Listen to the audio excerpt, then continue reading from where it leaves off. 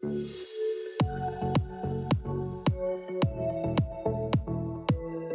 right, my friends, welcome to another video lesson.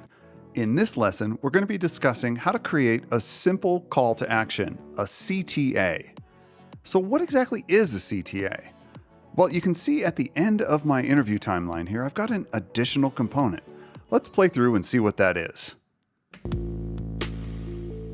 Keep being awesome. Peace.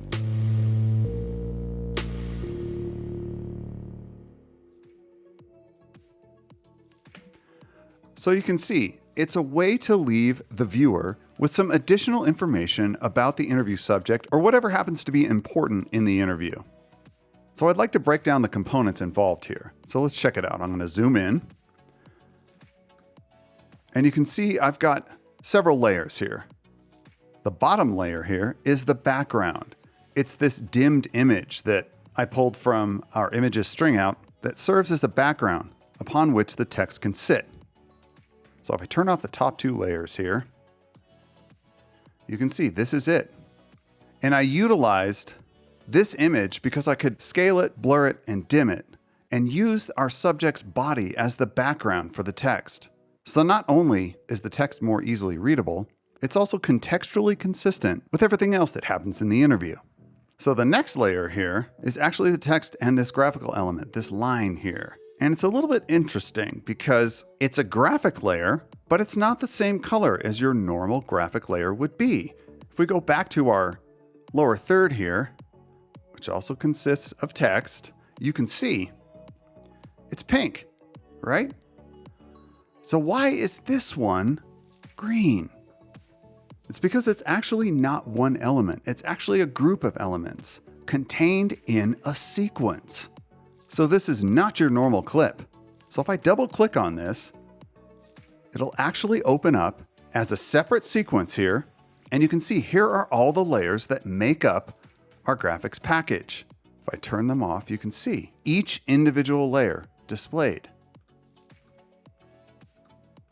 So if I go back to the timeline here and right click and choose Reveal in Project, you can see this is actually a sequence.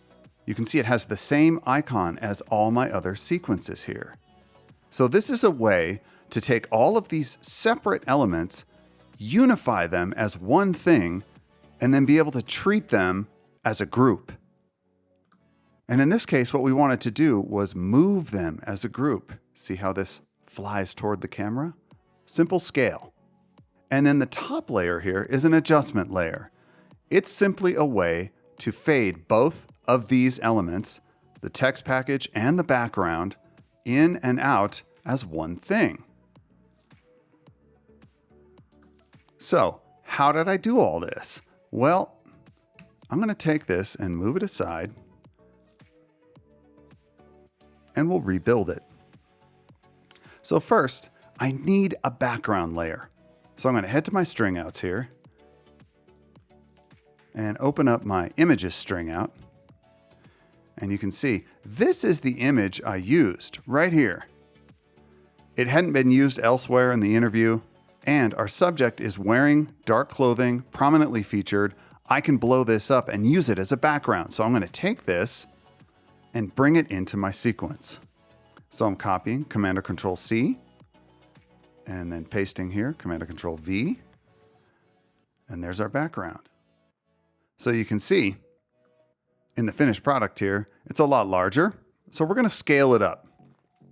With the clip selected, I'm going to head to Effect Controls, Twirl Down Motion, and use Scale to increase the size considerably. I'm going to go to around 200 here. And then I'm going to click on the word Motion. So I got the controls here to be able to drag this around. And I'm going to center it vertically and horizontally. That's pretty good. And the next thing I'm going to do, as you can see, is blur it. So I'm going to head to my effects panel here and search for the very best blur in all of Adobe. I'm typing GAU, and that brings up the Gaussian blur in Blur and Sharpen. I'm going to take that and drag it onto the clip here. And you can see in the effect controls, with that clip selected, the Gaussian blur has been applied. And now I'm going to manipulate the control to actually blur it. And that control is the best control in all of Premiere, blurriness. Bring this up to something like 50 or so. That's looking really good.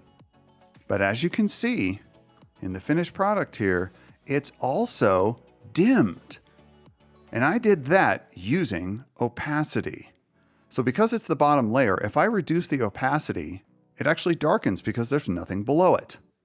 So I'm going to twirl down opacity and bring this down.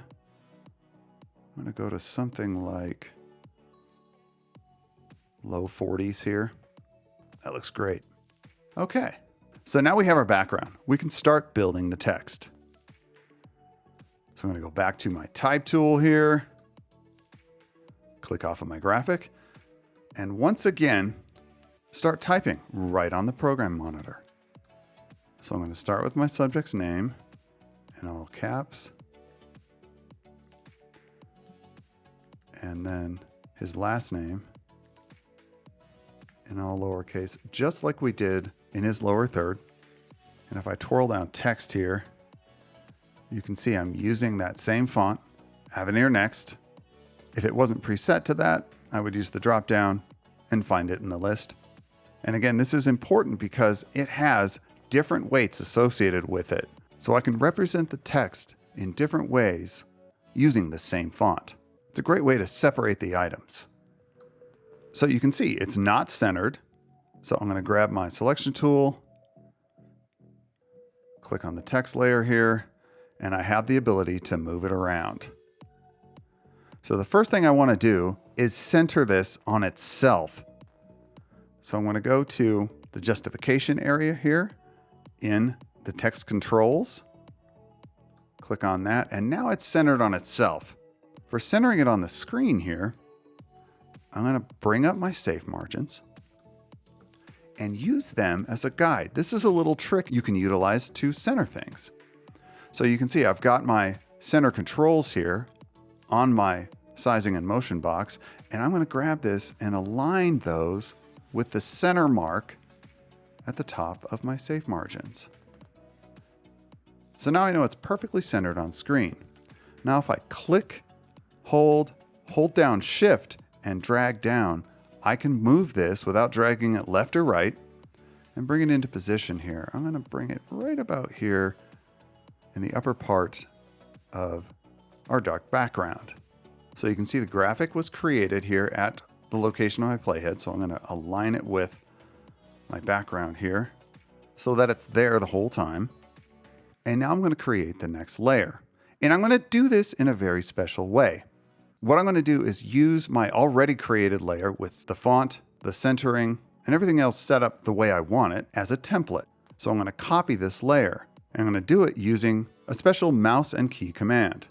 I'm going to click and hold with my mouse, hold down Option or Alt on a PC, and drag up. Then I'm going to let go with the mouse, then let go with the modifier key, and I've got an exact copy. I'm selecting that layer, and now I'm going to click, hold down Shift, and drag it down. And there we go. There's our next layer. So I'm going to change this, double click in. I'm in edit mode now. The entire thing's selected. I'm going to choose a different weight for the font. I'm going to go to regular, just like we did in the lower third. And I'm going to type our subject's title in all caps, B-Boy, space, the vertical line, space, break dancer. So this looks good, but I think it's a little bit large. So I'm going to go back to my selection tool. So I have the entire layer as a whole. And I'm going to bring my font size slider down. Low 80s here or so. That looks really good. Okay. So now the next layer, as you can see in our finished product, is this line. So I actually need to go to another panel for this. This doesn't exist in the regular effect controls. Instead, we're going to use the Properties panel. So I've got it docked here. If you don't see it, you can go to Window and down to Properties. And that will bring it up.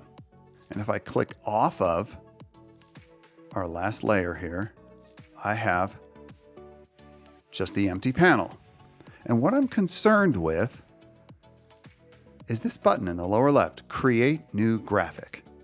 I'm going to click on that and choose Rectangle. And it creates this random rectangle in the middle of our image here. Well, we need a line, but in order to do that, we have to start with a rectangle. So we're going to head over to the controls here inside the Properties panel, and we're going to start with Fill. Click in here and change the color all the way down to the lower left here to pure white. And now I'm going to use the sizing controls here to get it to be the right length. I want it to be just a little bit longer than our subject's title here. Maybe just a little bit more. There we go. And then I want to make sure it's centered. So here is a set of controls for that. Align and transform. I'm going to use this one right here. Align center horizontally. Click on that. Perfectly centered. Now I'm going to use the sizing controls again to squeeze this down so that it's a line. There we go. Now grabbing onto this when it's this small is really kind of difficult. So instead of trying to do that, I'm going to use the position controls here to raise or lower this. And I'm going to use the vertical ones, the Y. So I'm just going to click in here and drag left or right, and I can raise and lower the object. Okay. So that looks pretty good there. Excellent. So now we want to move down another layer to put in our subject's famous hashtag, keep being awesome. So again, I'm going to grab my previous B-Boy Breakdancer layer here, click and hold with the mouse, hold down Option or Alt on a PC, drag up, let go with the mouse, let go with the key, and now I've got another layer to work with. I grab that here, click, hold with the mouse, hold down Shift, drag down, and I've got it placed. So now I'm going to double click in, get into edit mode, and let's type our subject's hashtag. Keep being awesome. Great. Love that. Love that positivity there. All right, so I think it's a little bit too large, so I'm going to click again back over to my selection tool. So I get the sizing and motion box. I have the whole thing selected. And I'm going to bring the slider down. Let's go to like mid to low 70s here. That looks good.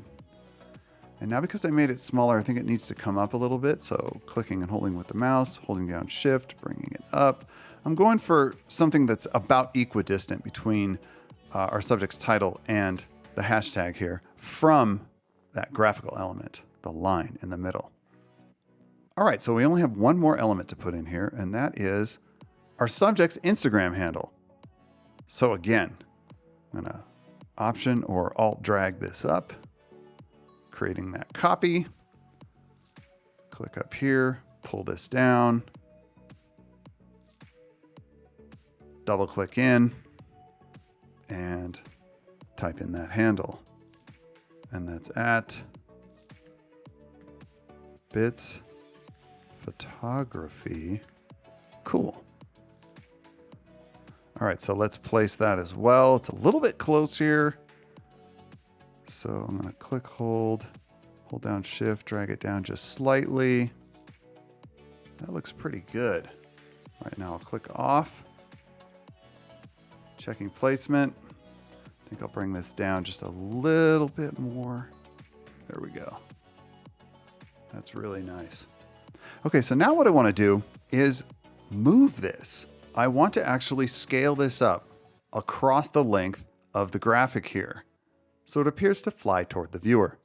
So in order to do that, I need to have all of these elements, all of these individual layers, manipulatable as one thing. I need to unify them.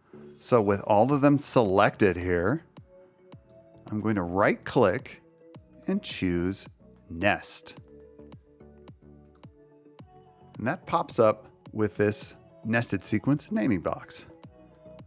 And just like I named it before, I'm going to name this one CTA underscore and use 02 instead of 01. Hit OK. If I head over to my project panel here, you can see that it threw that new nested sequence outside of any bin. So I'm going to relocate that. I'm going to hit my tilde key to maximize my panel here and pull that sequence down into my nests sub bin here. It's a sequence, so it's a sub bin inside my sequence bin. Cool. Tilde key again to get back out. And now I have this as one item, one layer, one clip. So with that selected, I'm going to head over to my effect controls once again. And I'm going to use a simple scale to make this move. So I'm going to bring my playhead all the way to the beginning of my nest. And I'm going to place an initial keyframe here at 100% of its size. Then I'm going to bring my playhead to the end. And I'm going to increase the size, not by much. Let's go with 110. So that the movement is subtle. Let's play through and see what that looks like. Peace.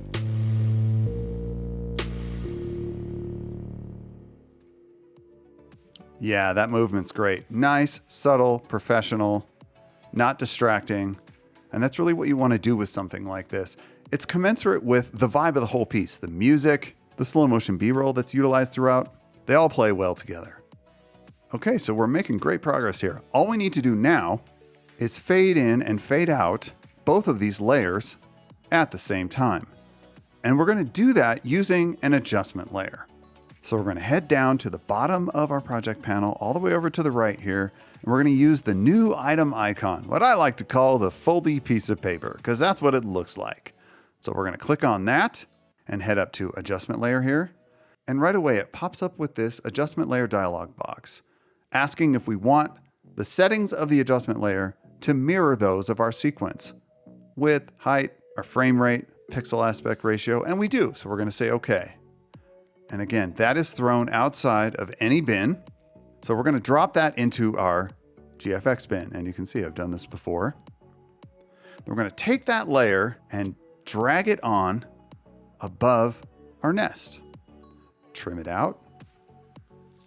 And then we're simply going to apply our default video transition to this, selecting the layer and using the keyboard shortcut Shift-D. So let's see how that looks. Peace.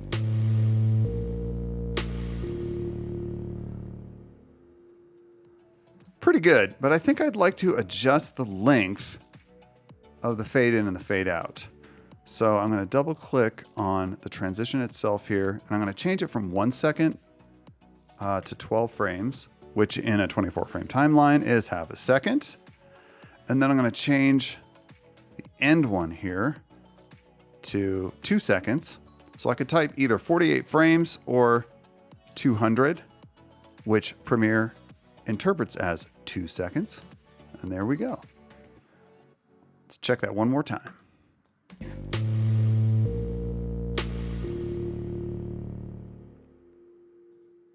Yeah, that looks really great. Pleasing to the eye and professional. Okay, so what did we do here? Well, we started with our background here, that image that we grabbed from our images string out, copied and pasted into our sequence, treated that with scaling it up 200%, threw our Gaussian blur on, adjusted that with blurriness, and then reduced the opacity so that it dimmed the image down and helped the text that we created to stand out. And then we created that text in individual layers and then unified them in a nest.